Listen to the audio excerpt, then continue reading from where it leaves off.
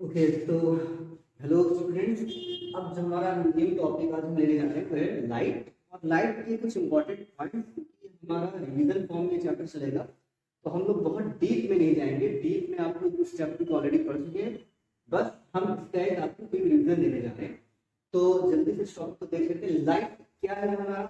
6 और 7 क्लास में आप लोग पढ़ चुके हैं पहले से ही कि लाइट क्या है। अगर डेफिनेशन वाइज आप जाएंगे लाइट के बिना हमें कोई चीज दिखाई दे नहीं सकती है। ओके, तो लाइट क्या है? लाइट एनर्जी है। Light is a kind of energy which enable us to see different objects। दुनिया में जितनी भी चीजें हम लोग देख रहे हैं बिना लाइट के पॉसिबल ही नहीं है। अगर आप एक कमरे में जाएं, नाइट का टाइम हो, रात का टाइम हो, कमरे में किसी भी तरह का कोई बल्ब ना हो, कोई ट्यूबलाइट ना हो, कोई भी लाइट का सोर्स ना हो, तो हम चीजों को नहीं देख पाएंगे। यानी कि लाइट के लिए भी हमें लाइट के सोर्सेज की जरूरत पड़ती है, जो कि आप क्लास 6 में पढ़ चुके होंगे, 7 में पढ़ चुके होंगे कि लाइट के सोर्सेज आपके दो टाइप के होते हैं, एक नेचुरल सोर्सेज और दूसरे आर्टिफिशियल सोर्सेज। उसमें भी ल्यूमिनस और नॉन ल्यूमिनस सोर्सेज। ओके, एक रिवीजन हम आपको दे देते हैं कि नेचुरल सोर्सेज में the biggest source of light is sun. No all sun. और what is the biggest source of light?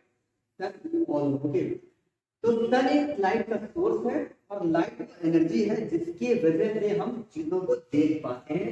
Light is a form of energy by which we can see different objects. Okay, or you can say that light is a form of energy which sensitize our eyes or our optic nerves, so brain, to see different objects. Okay, ये आपकी light की definition होती है।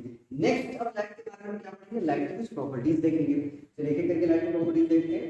तो properties of light में सबसे पहले क्या है कि light rays always propagate on a straight path। आप कह सकते हैं कि लाइट की रेज जितनी भी चलती हैं वो सब एक स्ट्रेट पाथ पर चलेंगी। They can not be a curve. Okay, light rays curve नहीं होती है। आपने बहुत सारे एग्जांपल्स में देखा होगा, अगर आप टॉर्च जलाते हैं या अगर आप किसी पर्टिकुलर वॉल के होल से हल्की सी लाइट आते हुए देखते हैं तो हमेशा स्ट्रेट पाथ पर आती है। तो light rays always propagate on a straight path, and the collection of different light waves, light rays, is known as beam। सीधे देखते चलिए कि बीम क्या होता है, पैरेलल बीम क्या होता है, कन्वर्जेंट बीम क्या होता है, डाइवर्जेंट बीम क्या होता है। रीजन हो जाएगा because you are now in class 8, but what is beam, convergent beam, divergent beam? Okay, these all things have been studied in earlier class।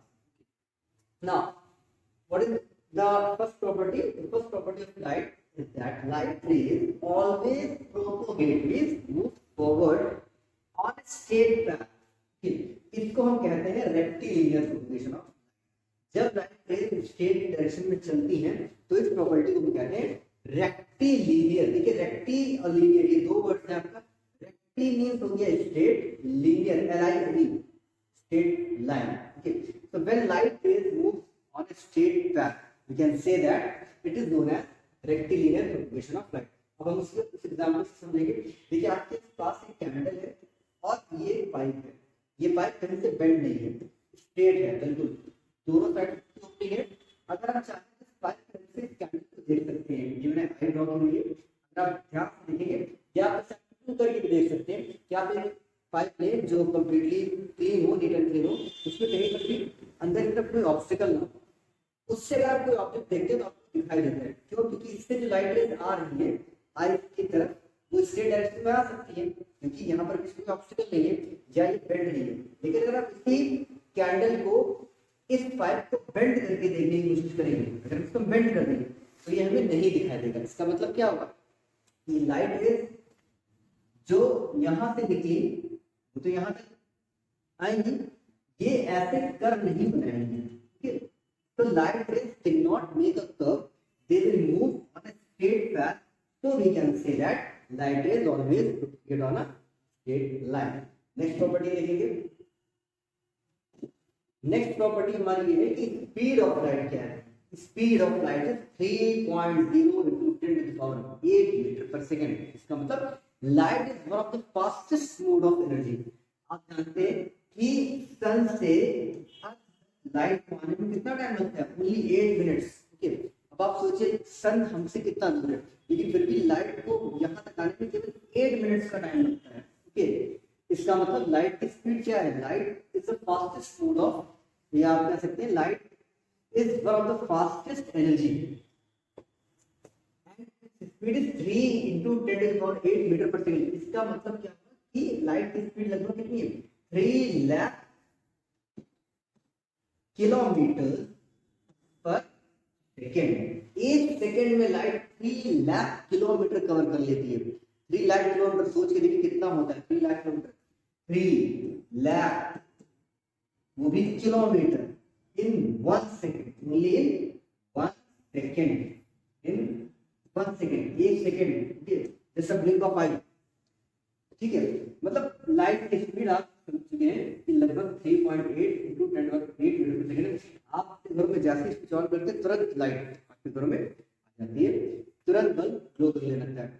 तो हम कह सकते हैं कि लाइट की स्पीड को इमेजिन करना ऑलमोस्ट इम्पॉसिबल है, इसको कैलकुलेट किया जा सकता है, जो कि हमें बताता है कि लाइट की speed 3 into 10⁸ metre per second. ठीक है, नेक्स्ट प्रॉपर्टी देखेंगे इसकी जल्दी से कि when light rays falls on any object, जब किसी भी ऑब्जेक्ट के ऊपर फॉल होगी, किसी भी ऑब्जेक्ट के ऊपर, तो वो रिफ्लेक्टेड हो जाती है, रिफ्लेक्ट हो जाती है इन डिफरेंट डायरेक्शन में, जिस मीडियम में। सपोज ये हमारा, मैंने यहाँ पर एक आपको एग्जांपल ड्रॉ किया हुआ है, ये सपोज हमारा कुछ भी आप एक मीडियम ले लीजिए, फ्लैट सरफेस है, सपोज ग्लास मीडियम है, ये ग्लास है, ग्लास पीस है।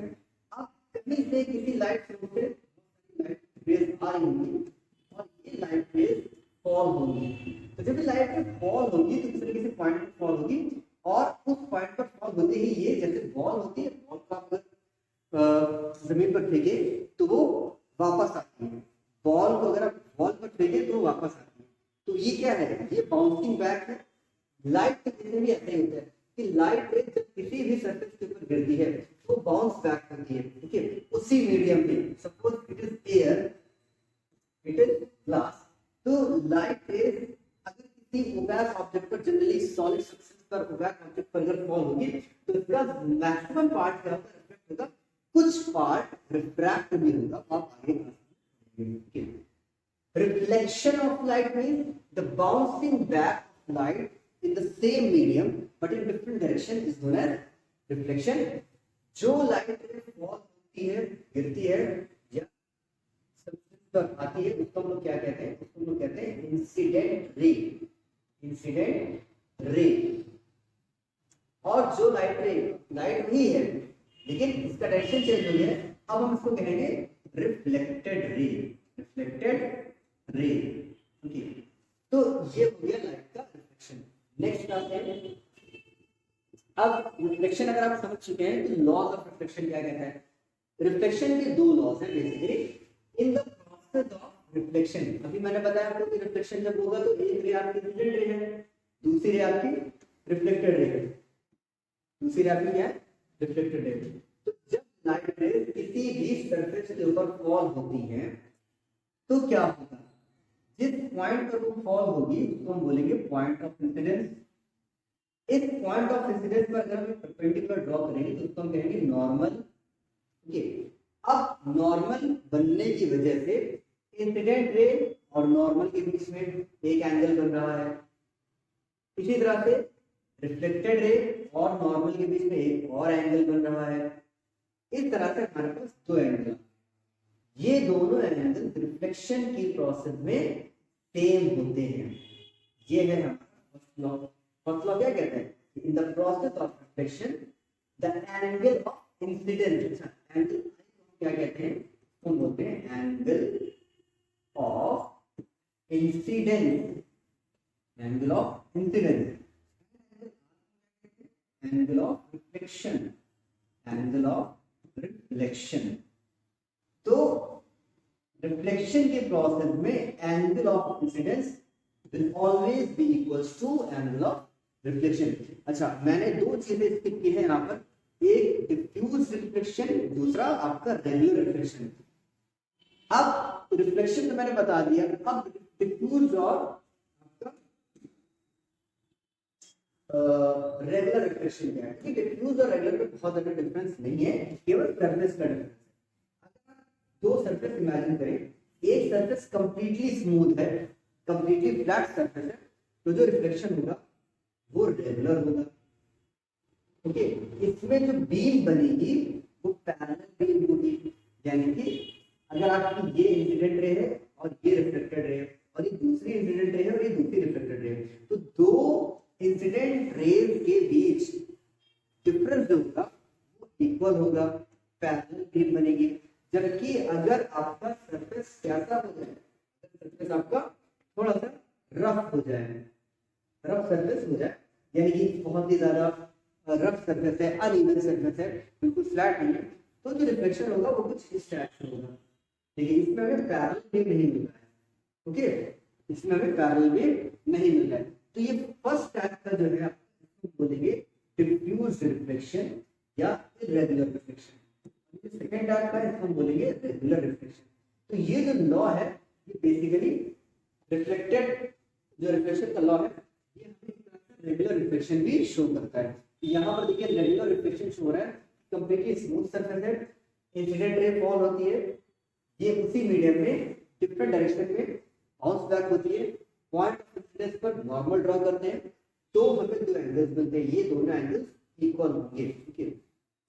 सेकंड लॉ क्या कहता है? सेकंड लॉ ये कहता है कि in the process of reflection, in the process of reflection the incident ray I, the reflected ray are normal. अगर यहाँ पर हम इसको लिख लें और यहाँ पर हम नेम दे दें तो हमारा ON क्या है? नॉर्मल, नॉर्मल, इसको हम ON से शो कर रहे हैं। The incident ray I, reflected ray are and the normal, normal on the point of incidence and normal on the, ये वाला ऑन नहीं है, ये ON है name, on the point of incidence. अब ये पॉइंट ऑफ इंसिडेंस क्या है? पॉइंट ऑफ इंसिडेंस वो पॉइंट है जिस पॉइंट पर आपकी कोई रे फॉल होती है और इसी पॉइंट से रिफ्लेक्ट होती है दूसरी डायरेक्शन में। तो ये सारी की सारी चीजें क्या होंगी?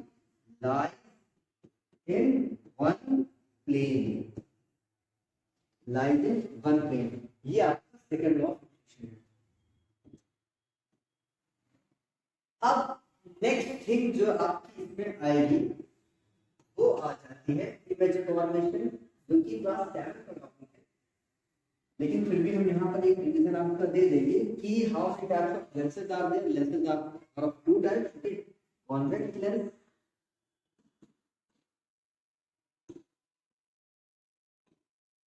Convex and concave.